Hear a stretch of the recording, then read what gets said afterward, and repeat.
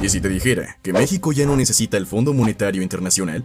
Sí, leíste bien. Durante décadas, escuchar las siglas FMI era sinónimo de crisis, recortes, deuda y subordinación. Cada vez que la economía mexicana tambaleaba, ahí estaba el FMI, no como un salvador, sino como un cobrador que llegaba con condiciones. ¿Quieres ayuda? Pero tendrás que vender tus empresas, recortar apoyos y olvidarte de tu soberanía. Pero eso ha cambiado. Hoy, por primera vez en la historia reciente, México se perfila como una economía fuerte, independiente y con rumbo propio. Una que no solo resiste presiones externas, sino que marca su propio camino sin arrodillarse ante nadie. ¿Cómo se llegó a esto? ¿Qué decisiones rompieron ese ciclo de dependencia? ¿Y por qué esta transformación económica tiene el mundo entero mirando hacia el sur? Este no es un video más. Es la historia de cómo un país que fue rehén de sus deudas por generaciones, finalmente se liberó de sus cadenas financieras y está construyendo una economía que, por increíble que parezca, ya no necesita pedir prestado.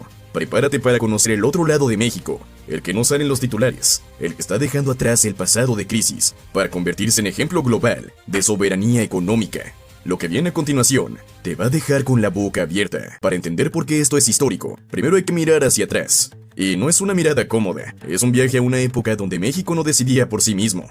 Décadas atrás, bajo el brillo de un modelo llamado neoliberalismo, el país fue seducido por promesas de modernidad. Privatiza, abre tus fronteras, confía en el mercado.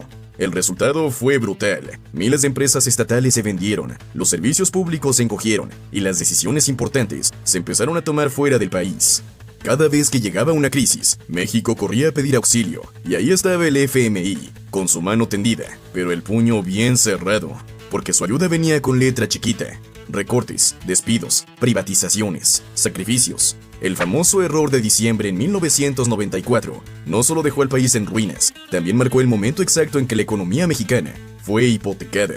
En el imaginario colectivo quedó esa sensación. Cuando México cae, alguien de afuera viene a imponer su receta, y siempre era la misma: más recortes, menos Estado, más deuda, menos soberanía. Y mientras las élites cerraban tratos en oficinas climatizadas, en las calles crecían la pobreza, el desempleo y el resentimiento. Esta fue la historia que nunca te contaron completa. Una historia donde los poderosos jugaban ajedrez con la economía de un país entero, y el pueblo era solo una ficha más. Pero toda historia tiene un punto de quiebre, y México estaba a punto de tener el suyo.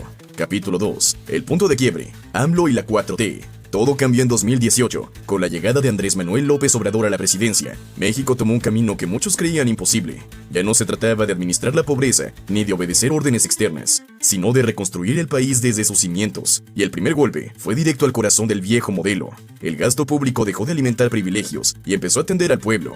Becas, pensiones, apoyos al campo, inversión en infraestructura. Por primera vez en mucho tiempo, el dinero se destinó a los que nunca lo habían recibido. Pero no fue solo un cambio de prioridades, fue un cambio de mentalidad.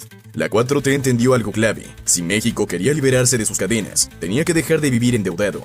Por eso comenzó a cerrar los grifos de la corrupción, a recaudar como nunca antes y aplicar una austeridad real, que tocara arriba, no abajo.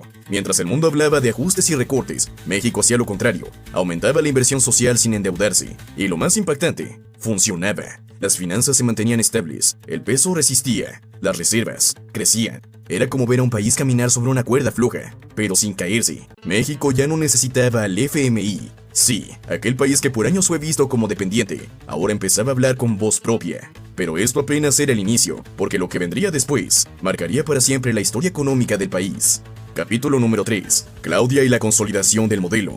Cuando Claudia Sheinbaum asumió el poder, muchos pensaron que sería más de lo mismo, pero lo que pocos esperaban era que doblara la apuesta.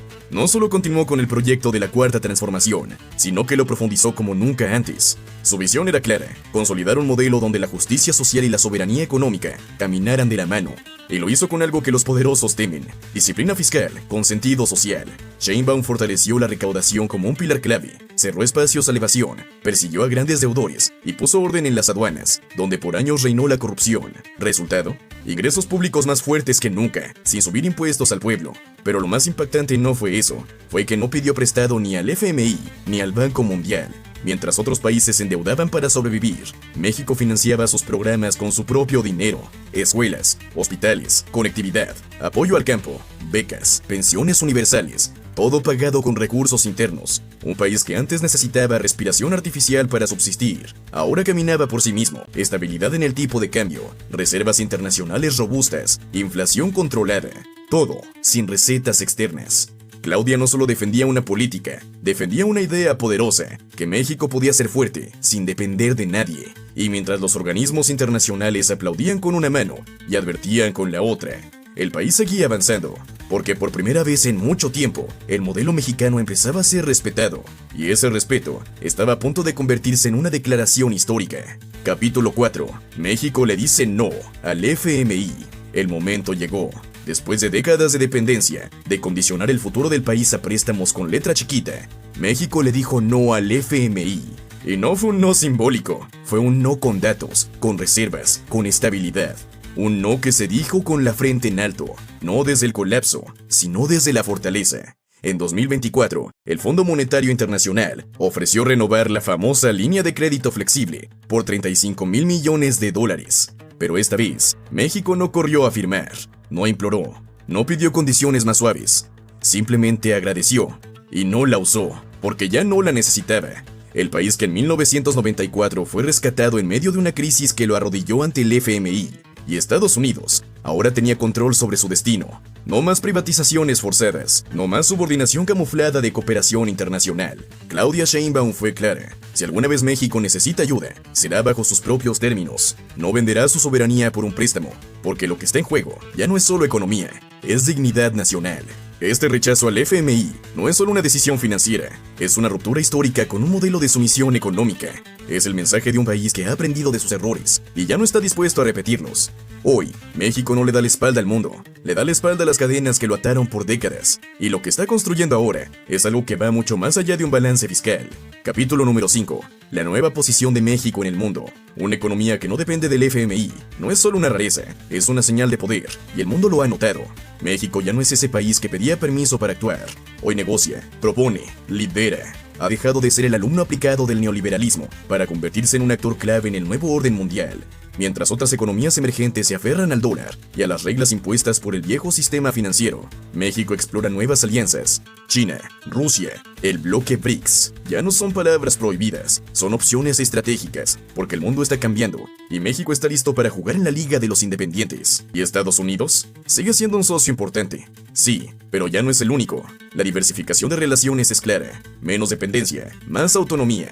Y esto no solo es un cambio de política exterior, es un cambio de mentalidad. Por primera vez en décadas, México tiene algo que decir, y el mundo lo está escuchando. El país que antes era símbolo de crisis, ahora es ejemplo de equilibrio. Donde otros ven inestabilidad, México muestra reservas. Donde otros imponen ajustes, México prioriza el bienestar. Esta nueva posición no se compró con deuda, ni se negoció con renuncias. Se construyó con visión, estrategia y coraje. México ya no está a la sombra de los gigantes, está escribiendo su propio camino y empieza a iluminar el de otros. México ya no pide permiso, ya no firma cheques en blanco, ya no espera salvadores extranjeros. Hoy el país ha demostrado que la soberanía no es un discurso, es una decisión diaria, una decisión que se refleja en cada peso recaudado, en cada beca entregada, en cada préstamo que no se pidió. Lo que estamos viendo no es solo un cambio de administración, es un nuevo pacto con el futuro.